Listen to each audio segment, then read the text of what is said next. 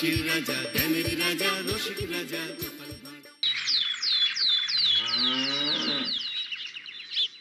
এই যে তোমাকে বাজার থেকে যা যা আনতে বলেছি সব মনে আছে তো? মনে থাকবে কি থাকবে না জানি না, তাই আমি কাগজে একটা ফর্দ বানিয়ে নিয়েছি। গোপাল দাদা, পুটির মায়ের দাঁতের যন্ত্রণাটা আরো বেড়েছে। কাল সারা রাত যন্ত্রণায় ছটফট করেছে। আমাদের বৈদ্যমশাই দাঁতের শল্য চিকিৎসা শিখতেই বাইরে গেছেন, আজকের মধ্যেই আশা করি চলে আসবেন। কিন্তু ও যে আর পারছে না। শোনো, তুমি একটা তুলোর মধ্যে লবঙ্গ তেল দিয়ে পুটির মায়ের যে দাঁতে ব্যথা হচ্ছে তার গোড়ায় রাখো। বৈদ্যমশাই এলে আমি তোমাদের বাড়িতে যেতে বলছি। আচ্ছা গোপাল দাদা। যাই, বাজার থেকে চটপট ঘুরে আসি, এরপর আবার রাজসভায় যেতে হবে।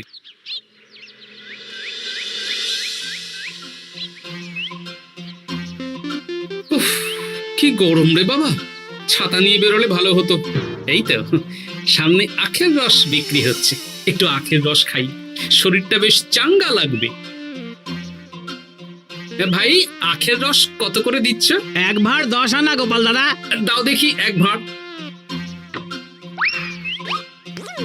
আরে, এই যন্ত্রটা কিন্তু দারুণ। ওই আমাদের রাজ্যের বিজ্ঞানী মশাইয়ের অবদান।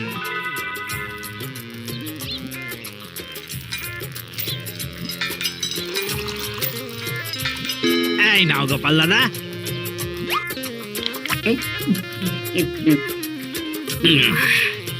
আহ, শান্তি। এই নাও ভাই, তোমার 10 আনা।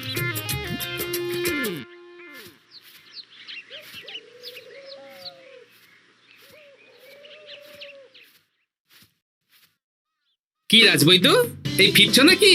হ্যাঁ, এতদিন আমি দাঁতের চিকিৎসার ব্যাপারে তেমন কিছুই জানতাম না, এবার সব শিখে এসেছি। ভালোই করেছো, তুমি একেবারে প্রথম রোগীকে দেখে তারপর রাজসভায় এসো। প্রথম রোগী? পুটির মা গো, কালকে সারা রাত যন্ত্রণায় ঘুমোতে পারেনি। আরে আর বলো না, কদিন আগেই পুঁটির মাকে নিয়ে পুঁটির বাবা আমাদের বাড়িতে এসেছিল। দেখলাম ওই বাড়ির দাঁতে বিস্তর সমস্যা। সেই জন্যে দাঁতের শল্য চিকিৎসা শিখতে চলে গেলে? ঠিক তাই, আমি ব্যথা কমার পথ্য দিয়ে এসেছিলাম। দেখি এবার দাঁতটা তুলেই দিতে হবে। তাহলে তুমিও পুটিদের বাড়িতে যাও, আমি বাড়িতে থলে রেখে আসছি। আজ না হয় দুজনে একটু দেরি করেই রাজসভায় যাব। বেশ বেশ।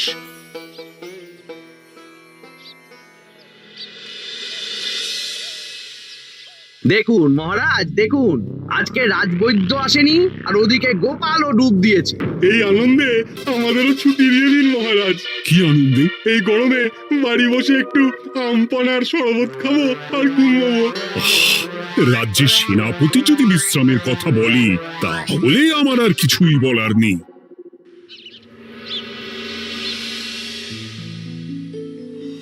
এই তো দাঁতটা পুরো পোকায় খেয়ে নিয়েছিল। এখন দুদিন কোনো কথা বলা যাবে না, শুধু জল বা তরল জাতীয় খাবার খাবে।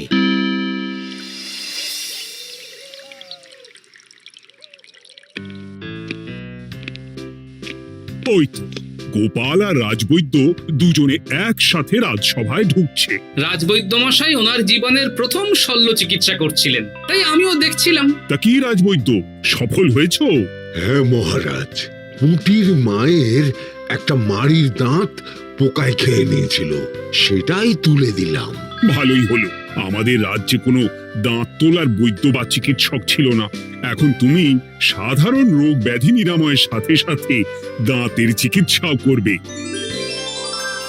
কিন্তু মহারাজ, একটা যে সমস্যা আছে। আবার কি সমস্যা? আমি যে দাঁতের শল্য চিকিৎসা করি, এটা তো আর রাজ্যবাসী জানে না, তাই কতজন আর আমার কাছে আসবে সে নিয়ে আমার সন্দেহ আছে। মানে তুমি চাইছো যাতে তোমার কাছে বেশ কিছু রোগী তাড়াতাড়ি আসুক, যাতে তুমি অনুশীলনও করতে পারো, তাই তো?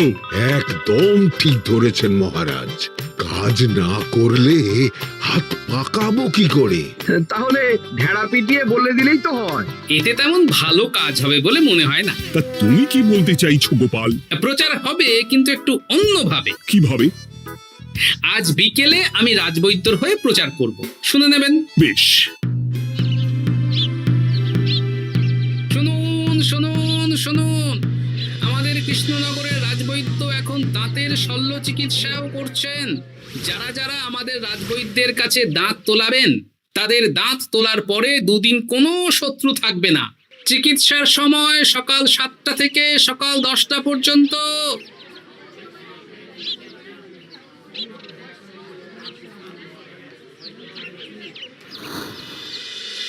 এসব তুমি কি উল্টো পাল্টা কথা বলছো গোপাল? উল্টো পাল্টা না, আপনি দেখুন না আপনার বাড়িতে লোকজন আসে কি না। আর কেউ যদি জিজ্ঞাসা করে যে এই রকম প্রচারের কারণটা কি, তাহলে বলবেন রাজসভায় আমার সাথে কথা বলতে আমি বুঝিয়ে দেব। বেশ।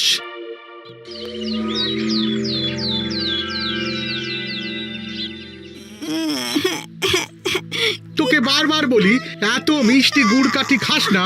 কি করব বাবা, কি ব্যথা।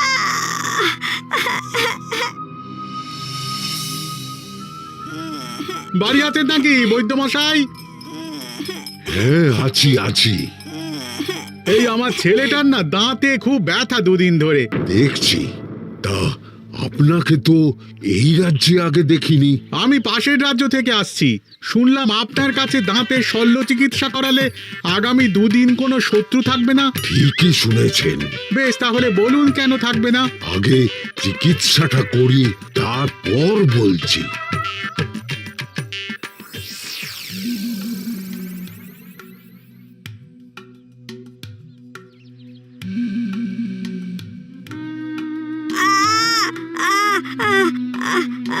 আর চিন্তা নেই, এখন দুদিন কোনো কথা বলা যাবে না।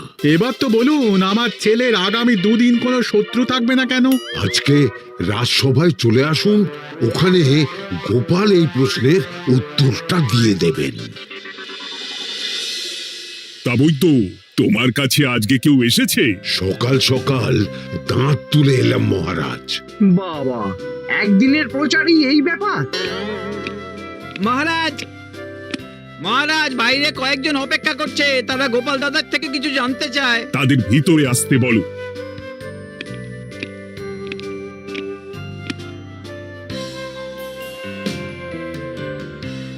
আজ আমার ছেলে বৈদ্যমশাইয়ের কাছে একটা দাঁত তুলিয়েছে।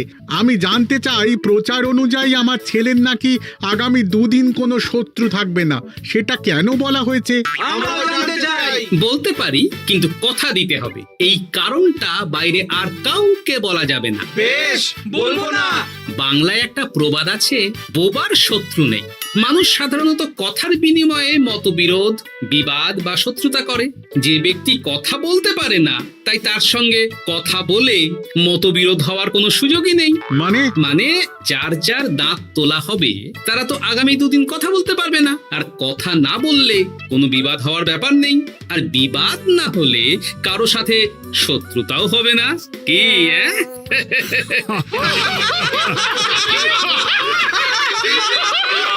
এই জন্যই তুমি হাসির রাজা গোপাল ভাঁড়। কে তোমার কথা শুনতে যাবে? একদিন না হয় প্রচারের চমকে এলো, এরপর কিভাবে আসবে শুনি? এরপর রাজবৈদ্যের সুনামেই লোকজন ছুটে ছুটে আসবে। বাহ বাহ বাহ, তোমার কত জ্ঞান! মহারাজ, এই কথা শুনে আমার মাথাতেও একটা বুদ্ধি এলো। অল্প পুঁজিতে শুধু প্রচারের জোরে এত রোজগার করব না, গোপাল হাঁ করে দেখবে। নিশ্চয়ই কোনো লোক ঠকানোর কথা ভাবছেন। মোটেই না। আচ্ছা, আগামী 3 দিন ব্যাপী মেলা হবে, সেখানেই তোমরা দুজনে তাহলে ব্যবসা করো। বেশ, করব। যে সবচেয়ে বেশি রোজগার করবে তাকে আমি 50 মোহর পুরস্কার দেব। রাজি।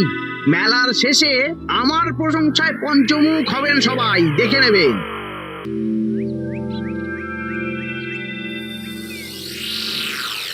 খুব তো বড় মুখ করে বলে এলেন যে ব্যবসা করবেন মেলার মাঠে। তা আপনি কি ব্যবসা করবেন শুনি? ভাগ্য পরীক্ষার দোকান দেব। মানে? মানে আমি বিভিন্ন মেলায় দেখেছি যে একটা দোকানে নিচের দিকে হেলানো অবস্থায় একটা পাতলা কাঠের পাটাতন থাকে। সেই পাটাতনের উপরে 1 থেকে 6 অবধি সংখ্যা লেখা থাকে, তাই তো? হ্যাঁ, যারা মেলায় ভাগ্য পরীক্ষা করতে আসবে তাদের ফাঁপা লোহার 6টা বল দেয়া হবে। যদি ওই 6টা বলই 6 নম্বর লেখা খোপের মধ্যে ঢোকাতে পারে তাহলে প্রথম পুরস্কার পাবে। আমিও ওটারই দোকান দেব, কিন্তু শুধুমাত্র একটাই পুরস্কার থাকবে। 6টা বল 6 নম্বর খোপের মধ্যে ফেলে কেউ যদি 36 করতে পারে তাহলে সে পাবে 100 মোহর উপহার। আরে খেলার জন্য কত মোহর লাগবে? 1 মোহর। আপনি কিন্তু জেনে বুঝে বিপদ ডেকে আনছেন। একজন কেউ ফেলে দিলেই আপনার হাত থেকে 100 মোহর ফসকে যাবে। আরে মেলার ভিড়ে যদি আপনি পুরস্কার না দেন তাহলে জনতার একটা মারও ফসকাবে না। আরে সেই জন্যই তো তোদের পোষা। তোদের মধ্যে যে কোনো একজন ওই কাঠের পাটাতনের নিচে লুকিয়ে থাকবি। যখনই দেখবো কেউ 36 করে ফেলছে আমি গলা ঠাকরাবো আর তোরা কাঠের পাটাতনটা হালকা করে নিচ থেকে নাড়িয়ে দিবি। এটা তো দারুণ বুদ্ধি। কি বলছো গোপাল, তুমি আখের রসের দোকান দেবে? হ্যাঁ, এই গরমে আখের রসের বেশ চাহিদা। তোমার বানানো ওই যন্ত্রের চাকা ঘোরাবো আর আমার ভাগ্যের চাকা ঘুরবে। সে ঠিক আছে, আমার কয়েকটা যন্ত্র বানানোই আছে। তুমি না হয় মেলায় ব্যবহার করো 3 দিন। ব্যাস, আর চিন্তা নেই। এবার শুধু জমিয়ে আখের রস বিক্রি করব, সাথে বিভিন্ন মশলা, বরফ আর পাতিলেবুর রস দেব।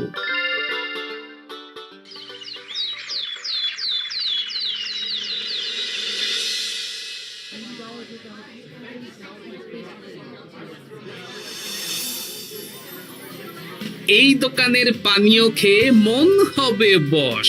গোপাল ভাঁড় নিয়ে এসেছে ঠান্ডা আখের রস। আরে গোপাল দাদা, তুমি আখের রস বিক্রি করছো? ঠান্ডা আখের রস কত করে গো গোপাল দাদা? 1 ভাঁড় মাত্র 10 আনা। 6 ভাঁড় দাও। এক্ষুনি দিচ্ছি। আসুন আসুন আসুন, সবাই আসুন। আসুন আসুন আসুন, এদিকে আসুন, এদিকে আসুন, ভাগ্য পরীক্ষা করুন। 1 মোহরে 100 মোহর।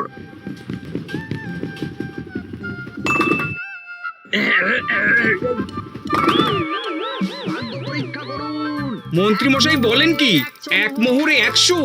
তুমিও ভাগ্য পরীক্ষা করাবে নাকি? একবার বাজিয়ে দেখতে দোষ কি? দাও, আখের রস খেয়ে বরং চলে যাই। এই তো হয়ে এসেছে। এই নাও, ধরো।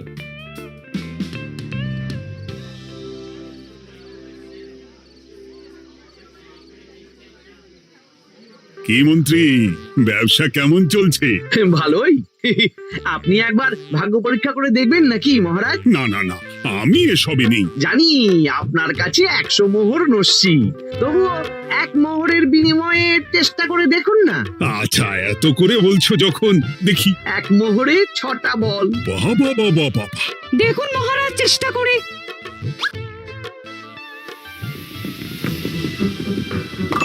এই তো একটা 6 পড়েছে, আবার চেষ্টা করুন। জয় মা জয় মা। আবার 6। সাবাস। দেখুন হয়ে যেতে পারে, আর তো মাত্র 4টে বাকি। দেখি তৃতীয়টা। আরে পাস, আবার 6। নিন খেলুন। এই যা, হলো না। আরেকবার প্রথম থেকে চেষ্টা করবেন নাকি মহারাজ?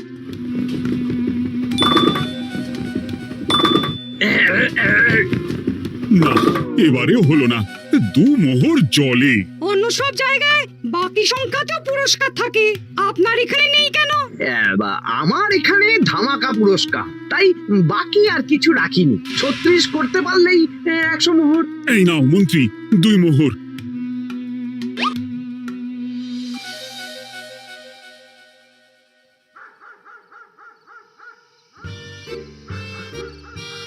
কি মন্ত্রী মশাই, আর তো মেলায় লোকজন নেই, বাড়ি যাবেন না? তুমি যাও না, আমি একটু পরে যাব। বেশ, আমি এগোলাম। গোপাল আর মন্ত্রী, তোমাদের কার কেমন রোজগার হয়েছে একদিনে? মহারাজ, কালকে আমার 7 মোহর 20 আনা রোজগার হয়েছে। আমার 70 মোহর। কিন্তু খরচ কিছুই হয়নি, কারণ কেউ 36 করতে পারেনি মহারাজ। আমি তো বলেছিলাম আমি যখন ব্যবসা করব গোপাল আমার ধারে কাছে দাঁড়াতে পারবে না। বেশ, এখনো তো আজ আর কাল দুদিন মেলার বাকি আছে। দুদিনেও আমার 2 কানা করিও খরচ হবে না, শুধুই রোজগার। গোপাল যতই প্রচার করুক আর যতই ভালো আখের রস বানাক না কেন, আমার ব্যবসাকে টপকাতে পারবে না। ঠিক আছে, আজকে আমি একবার ভাগ্য পরীক্ষা করে দেখবো। আমার দোকানে সুস্বাগতম। নাও সেনাপতি, চেষ্টা করে দেখো। দিন বল। আমিও সেনাপতির খেল দেখতে এলাম। প্রথম বল, এই যে গড়িয়ে গড়িয়ে গড়িয়ে 6 নম্বর। সাব্বাস সেনাপতি। আবার 6, তৃতীয়, চতুর্থ, পঞ্চম। আরেকটা ফেলতে হবে। নাও সেনাপতি। ষষ্ঠ বল, এই যা, হলো না। এটা কি হলো? আবার চেষ্টা করো তো সেনাপতি। হ্যাঁ, 3টে হয়ে গেছে, এবার 4 নম্বর। এই যা, 4 নম্বরে চলে গেল। ধুর চাই। ব্যাপারটা কি? মন্ত্রীমশাই গলা খুসখুস করার পরের বলটাই পরপর 2 বার অন্য ঘরে পড়ল। নিশ্চয়ই কোনো রহস্য আছে। না, আজকে রাতে ব্যাপারটা দেখতে হবে। চলুন মন্ত্রীমশাই, পুরো মাঠ ফাঁকা, একা একা মশা মারবে নাকি? আমি পরে যাব, তুমি যাও তো। বেশ। ব্যাপারটা কি? আমাকে তো নজর রাখতে হচ্ছে। না, একটা গাছের পিছনে লুকিয়ে পড়ি, মন্ত্রীমশাই গেলে ওনার পিছু নেব। দেখুন মন্ত্রীমশাই, পরপর 2 দিন আমি পাটাতনের নিচে ছিলাম। আগামীকাল ঘরটাকে থাকতে বলুন। বেশ, তাই হবে। আর অত জোরে গলা ঠাঁকড়াবেন না, কেউ যদি সন্দেহ করে ব্যাপারটা বুঝে যায় মুশকিল হয়ে যাবে। আরে কেউ বুঝবে না, অনেক রাত হলো, চল চল চল চল চল। আচ্ছা, এই ব্যাপার। তাই ভাবি 2 দিন ধরে একটাও কেউ পারলো না কেন? কাল আমিও মজা দেখাবো।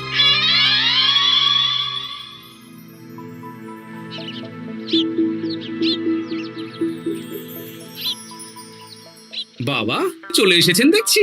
এত চাহিদা না আমার এই ভাগ্য পরীক্ষার, তাই আগে আগে চলে এসেছি। মন্ত্রীমশাই, আপনাকে মহারাজ এক্ষুনি ডাকছেন। এখন কেন? সে তো জানি না, চলুন।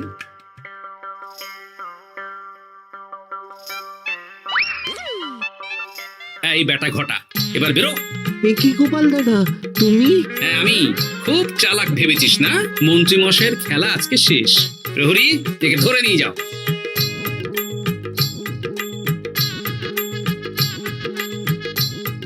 বিজ্ঞানী, তুমি তোমার চুম্বক নিয়ে এসেছো তো? হ্যাঁ, এবার 6 নম্বরের নিচে একটা টান টান করে সমান রেখা টানতে হবে, আগা থেকে গোড়া অবধি।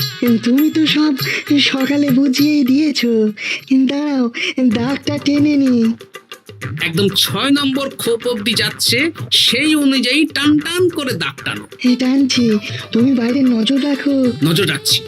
কাজ হয়ে গেছে, তুমি একবার অনুশীলন করে দেখে নাও। হ্যাঁ দেখছি। শুরু করো। শুরু করছি। একদম পাক্কা আছে।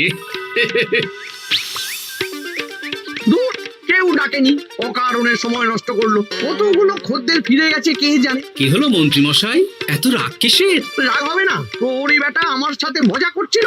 বেশ অনেকজন খদ্দের ফিরে গেল, আমার কত ক্ষতি হয়ে গেল।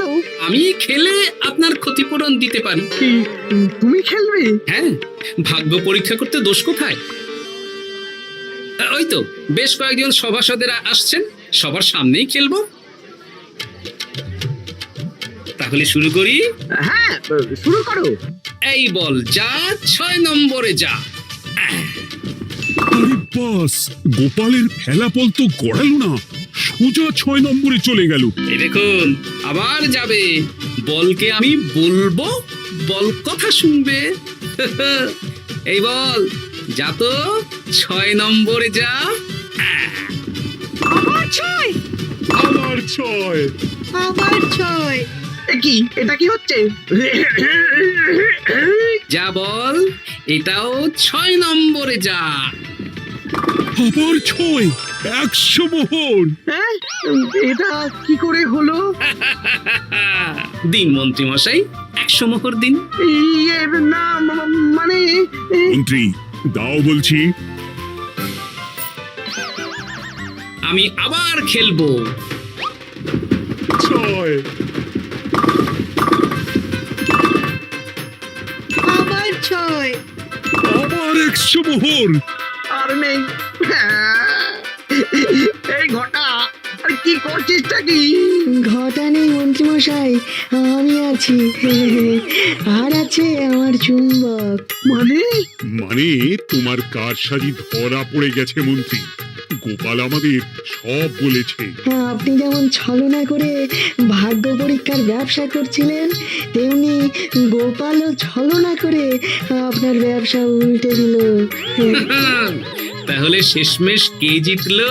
হাসির রাজা, জ্ঞানীর রাজা, রসিক রাজা গোপাল ভাঁড়।